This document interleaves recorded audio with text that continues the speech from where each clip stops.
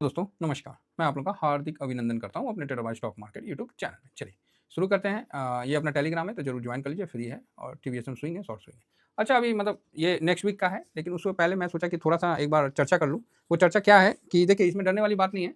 हम लोग gold ETF में इन्वेस्ट कर रहे हैं। हम लोग का सरकार इसके लिए पहले से ही वहाँ से गोल्ड अपना ले आया है। लंदन स्टॉक एक्सचेंज जो भी है, वहाँ से सेंट्रल बैंक से गोल्ड हम लोग इम्पोर्ट कर लिया है। तो यहाँ पर ही हम लोग 24 में जो है 876.18 टन गोल्ड हम लोग ऑलरेडी मंगवा लिए हैं। ठीक है, अब कितना है? मोर देन 324 टन इंडिया का गोल्ड रिजर्व रिमेनिंग, मतलब रिमेन तक वहाँ पर ही बैंक ऑफ इंग्लैंड में बचा हुआ है। तो आप बोलोगे सर तो क्या हुआ, मतलब क्या चक्कर है? ठीक है, क्यों बता रहे? England and bank of international settlements both based in the UK, मतलब 324 टन ऑलरेडी है। तो भारत ने अपना गोल्ड तो भाई साहब यूके से मंगवा लिया और अपना होल्डिंग बढ़ा लिया। चलो जी, अच्छा है। अब बात क्या आई? बात ये आई है कि बैंक ऑफ इंग्लैंड क्रैश करके एक वर्ड अभी आ रहा है, पता नहीं हकीकत क्या है। तो इस पे चर्चा है। तो अपना अमेरिका भी गोल्ड अपना मंगवा रहा है, जो भी है। तो सारे देश अपना अपना गोल्ड मंगवा रहे हैं। अब ये भाई साहब बैंक ऑफ इंग्लैंड देने में ना डिले करने लगे हैं। पहले वो 1 से 2 दिन में दे देते थे। अब वो यहाँ लिख रहा ना, वेटिंग फॉर टाइम जो है इनका विड्रॉल का, ये बढ़ गया है। ठीक है, इस कलर को थोड़ा सा व्हाइट नहीं, ग्रीन नहीं, ये कर लेते हैं। ये जो टाइमिंग है ये बढ़ गया है। जहाँ पहले 2 डे या 3 डे में दे दिया जाता था, वहाँ अभी 1 से 2 मंथ लग रहा है। तो जब इतना टाइम लग रहा है तो भाई आदमी लोगों का मतलब थोड़ा सा तो हो रहा है ना कि क्या चक्कर है। तो हो सकता है कि भविष्य में गोल्ड इंपोर्ट पे भी, चाहे जो भी है, गोल्ड का क्रॉस बॉर्डर गोल्ड पे भी ये टैरिफ ठोक दे। कौन? अमेरिका। इसलिए वो अपना गोल्ड को पहले ही यूएस टैरिफ का मतलब जो है ना, वो कर दे कुछ इस तरह से, कोई पता नहीं है। तो इसीलिए सब वो अपना अपना गोल्ड को मंगवा रहे हैं बैंक ऑफ इंडिया इंग्लैंड से। अमेरिका एक और चीज़ कर रहा है कि वो डायरेक्ट वहाँ से गोल्ड यूके से, लंदन से, मतलब वहाँ नहीं पहुँचा रहा, वो वाया आपको स्विट्जरलैंड होता हुआ जा रहा है। तो अब ये क्या चक्कर हो गया बीच में? स्विट्जरलैंड कहाँ से पैदा ले लिया? तो ये चक्कर है कि जो इंग्लैंड में गोल्ड का ना ये बार है, इसको ईटा बोलते हैं। ये 12 किलो का होता है। ठीक है, ये 12 किलो का होता है, 12.5 किलो का होता है। ये देखिए, इसका वेट 12.5 किलो का बार होता है। कि थोड़ा सा भारी तो होगा भाई, 10 किलो का नहीं देखते हैं, बटखरा का इतना भारी होता है, तो 12 किलो का है तो थोड़ा सा भारी तो होबे करेगा। है, तो इस पे क्या है कि इसको स्विट्जरलैंड में क्या कर रहा है कि पिघला दे रहा है। कौन? स्विट्जरलैंड। ये देखिए, stop in Switzerland home to the world largest gold, मतलब ये क्या रिफाइनरी है, वहां पर गोल्ड को इसको पिघला के ये मोबाइल टाइप का बना के अमेरिका 1 किलो का बार बना रहा है। ठीक है, स्मार्टफोन साइज का, जो इतना भारी था उसको ये स्मार्टफोन साइज का 1 किलो का बार बना दे रहा है। स्विट्जरलैंड बोला लाओ ना, हमको क्या दिक्कत है, जितना गोल्ड है तो हम सब पिघला पुघला के एकदम 1 किलो का, अब बोलिएगा तो और भी हम कम कर देंगे। तो उस तरह का सिस्टम अमेरिका अभी ईजाद किया हुआ है। तो ये चीज़ है। अब क्या है कि बैंक ऑफ इंग्लैंड का बोल रहा है कि भाई साहब ऐसा है कि हम लेट इसलिए हो रहा है कि जो गोल्ड है वो भारी होता है और काफ़ी सेफ्टी में होता है। जिस देश का गोल्ड है उस देश का गोल्ड उसी देश को देना पड़ता है। तो उस गोल्ड को निकालना पड़ता है, उसमें लेबर लगता है, स्किल्ड लेबर लगता है। अरे स्किल्ड लेबर कौन चीज़, गोल्ड उठाओ रखो। हो सकता है जो भी है, ऐसा ऐसा एक्सक्यूज़ दे रहा ना, जो एक्सक्यूज़ ना गले के हलक के नीचे नहीं आ रहा है। तो ये थोड़ा सा देखने वाली बात है। बैंक ऑफ इंग्लैंड की तरफ से इस तरह का आ रहा है। तो अपना कितना गोल्ड है? तो अपना तो ज़्यादा नहीं है, तो इसीलिए टेंशन वाली है। फिर भी 324 टन तो है, तो ये गोल्ड आ जाए तो और बढ़िया है। कोशिश कर रही है सरकार। ठीक है, चलिए, ये एक मतलब न्यूज़ था तो मैं सोचा कि एक बार आपसे डिस्कस कर लूँ। अब आइए शुरू करते हैं अभी के हिसाब से कि 24 तारीख से 28 तारीख तक मार्केट कैसा चलेगा।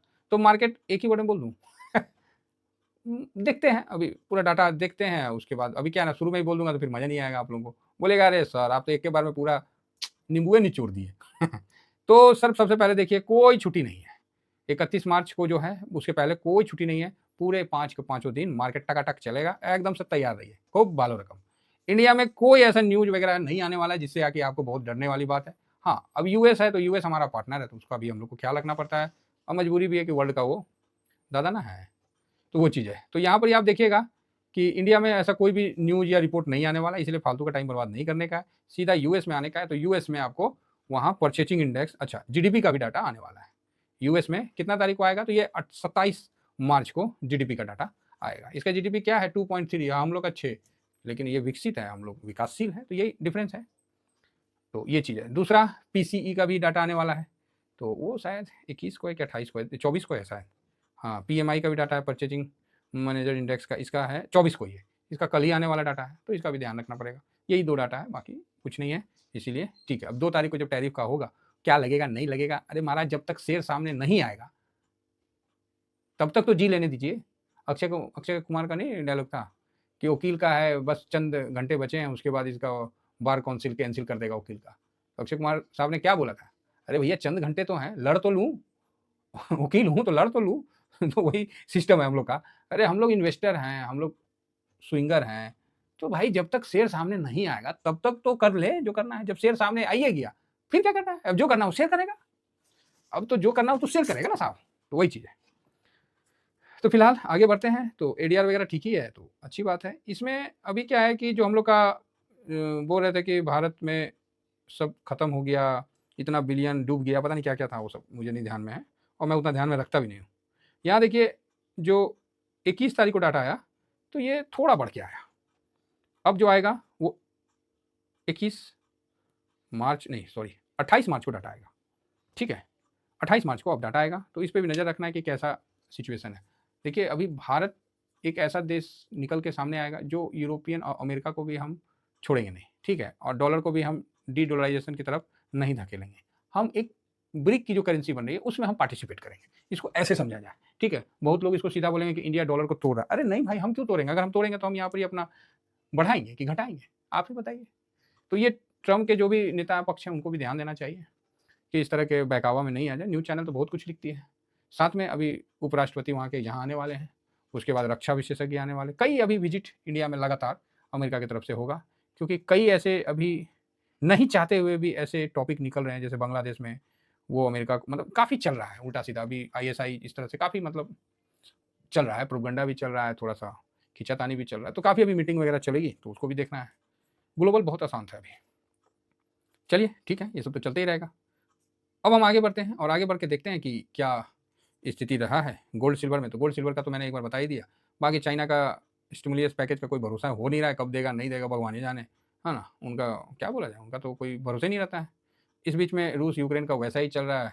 अब रूस एग्रेसिव है और हमास और इसराइल का लग रहा है कि वो ड्यूटी ऑन टू डेथ वाला सिस्टम है कि बस ख़त्म करो एकदम फाइनली है, मतलब इस तरह का चल रहा है। तो अब देखिए क्या होता है। बाकी ब्रेंट अभी इतना पे है तो हम लोग के लिए ठीक है। यूएस का 10 ईयर जो बॉन्ड यील्ड है वो घट के 4.3 के आसपास हुआ है, तो वो भी अच्छा है। 4.3 से 4.24 हुआ। इसका नीचे आना, वहाँ से पैसा निकल के इमर्जिंग मार्केट में आना, ये ध्यान रखिएगा। ये जैसे जैसे ऊपर चला जाएगा तो यहाँ से पैसा निकल के वहाँ चला जाएगा। दुनिया बोला कि चाइना जा रहा है ये सब जा रहा था कहाँ, वहाँ। आप इसका ये भी एक मोटा मोटी अंदाज बना सकते हैं कि सितंबर में आप देखिए कि कहाँ था, एकदम नीचे था 3.6 में, तभी तो हम लोग का मार्केट हाई गया। ये हाई गया है 25 में यहाँ पर ही, अपना मार्केट भी देखिए उसी के आसपास में काफ़ी सेलिंग हुआ है। तो ठीक है, आगे बढ़ते हैं। और एडीआर देख के कोई फ़ायदा नहीं होता, एक दिन का होता है। फिलहाल जो गोल्ड और सिल्वर है इस पर भी मतलब हल्का सा दबाव है, लेकिन दबाव भी इतना पुख्ता नहीं है कि इसको मतलब छेड़ देगा। तो बताइए कितना नीचे से और कहाँ 3000 आ गया। 3100 का भी टारगेट भी इसने अचीव किया है, ऐसा नहीं है कि नहीं किया, मतलब अचीव नहीं किया है, मतलब अचीव करेगा आने वाला। गोल्डमैन सैक्स का भी बोला है ना कि 3100। ठीक है, जिस तरह से अशांति अभी चल रहा है देखने को मिल रहा है, अगर ये रहा तो इसमें बड़ी गिरावट नहीं होगी, बड़ी गिरावट देखने को नहीं मिलेगा। सिल्वर ये तो चाइना फैक्टर के कारण थोड़ा परेशान है, नहीं तो फिर तो ये तो चलेगा ही चलेगा, इसमें कोई डाउट नहीं। थोड़ा सा ऊपर से करेक्शन हुआ है। यहाँ पर यूएस डॉलर जो है वापस से थोड़ा मजबूत हुआ है, 103.7 पर हुआ है, तो इसको भी आएगा नीचे, कहाँ जाएगा। रुपया 86 हुआ है, तो चलिए थोड़ा सा अच्छी बात है कि रुपया में बढ़ोतरी आपको देखने को मिला। इस बीच में अगर आप देखिएगा कि FIS खरीदारी किए हैं काफ़ी दिनों के बाद, फूफा जी का इरादा हुआ। और फूफा जी जब चुपके चुपके घर के अंदर आ रहे थे तो हम लोगों ने डिस्कस भी किया था कि भाई फूफा जी धीरे धीरे घर के अंदर प्रवेश कर रहे हैं, ये रिस्की भी है ना। जो हमेशा हल्ला करके आने वाला आदमी अचानक से स्लो मोशन में आए तो थोड़ा सा मन में नहीं हो जाता कि क्या बात है जी, कि बड़ा अस्थिर से आ रहे हैं समझ रहे ना, आदमी बोल ही देगा कि क्या बात है भाई, बहुत अस्थिर से आ रहे हैं। तो वही चक्कर है। तो फूफा जी का भी वही है कि थोड़ा सा अस्थिर से आ रहे थे, इसीलिए हमने भी बोला कि भाई कोई चक्कर है। तो यहाँ पर ही आप देख सकते हैं कि अच्छी खरीदारी के साथ फूफा जी आए हैं। तो यहाँ पर ही इंडेक्स का जो पोजीशन है वहाँ आप देखिए, इंडेक्स में FIS जो है ऑप्शन चेन का मुझे कोई उसमें दम नहीं लगता है, वो हर सेकंड चेंज हो जाता है, ठीक है ना, इसीलिए। और ये है पोजीशन। तो अभी तक तो DIS भी खरीदा है, मैं वो देख रहा हूँ कि DIS कब बेचना शुरू करेगा, क्योंकि पब्लिक तो भैया अपना 70 से पोजीशन घटा के तो 57 कर लिया और प्रो भी थोड़ा खरीदारी किया है। तो ये FIS और DIS दोनों हल्का हल्का खरीदते हुए ये पोजीशन में। अब देखना है कि FIS 40 की तरफ जाते हैं या वापस से सेलिंग करते हैं। तो मुझे नहीं लगता है कि इस वीक में कोई सेलिंग बड़ी होनी चाहिए, बाकी हो सकता है शेयर मार्केट है, लेकिन मुझे लग रहा है कि इस वीक में भी 40 क्रॉस करना चाहिए FIS को। और एक्सपायरी भी है 27 तारीख को, तो इसका भी विशेष ध्यान रखा जाए। 2 तारीख को ट्रम्प साहब का टैरिफ के लिए पूरे वर्ल्ड पे लगा दे तो सबका निगाह वहीं रहेगा। तो फिलहाल ये वीक आपको पॉजिटिव के साथ साइडवेज अगर निकल गया तो बहुत ही अच्छा माना जाएगा, और ऐसा विचार है। बाकी बीच में न्यूज़ और कुछ कुछ चेंजिंग होते रहता है, तो उसमें उसका प्रभाव होगा। देखिए, नेगेटिव खबर का कोई सर पैर नहीं होता है, बस आता है तो समझिए एकदम परेशान कर देता है। पॉजिटिव खबर में दे के थक जाइएगा, फिर भी उठता नहीं है, लेकिन एक टाइम आएगा कि जब ये उठेगा तो ये अपने हिसाब से उठेगा। इसका भी ध्यान रखिए, और सिस्टम जो है उस पर विशेष रखिए कि सिस्टम बहुत जोर शोर से लगा हुआ है कि मार्केट ज़्यादा नीचे ना जाए। चलिए, फिलहाल इतना ही कहकर अगले मतलब मंडे से लेकर जो फ्राइडे तक मार्केट चलेगा, इसकी शुभकामना आप लोगों को देते हुए थैंक यू वेरी मच। जय हिंद, जय भारत।